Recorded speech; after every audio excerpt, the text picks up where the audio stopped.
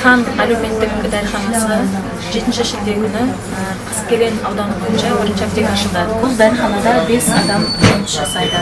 Басқа дәріханалардан ерекшелігі сіздер дәріні тиімді бағамен ала аласыздар. Біз Садыхан бойынша бүкіл Қазақстан Республикасы приказдарына бағаларына бүкіл ұстап отырамыз, күнделікті тексеріп отырамыз бәрін. 615 тенге со скидкой идет 484 тенге. Ерекшелігі 103 аптека болғаннан кейін бүкіл поставщик Қазақстан бойынша 103 аптека. Осы біз Қаскелең бірінші аптека. Қаскелеңге бірінші аптекамыз.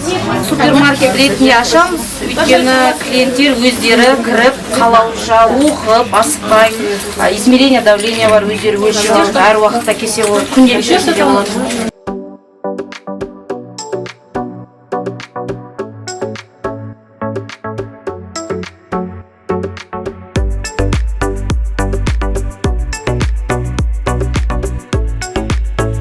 Вопрос у народа самый доступный и по ценам, и по качеству услуг, это получается Садыхан. В связи с чем я пришел сегодня на открытие, для нас это тоже праздник и радость.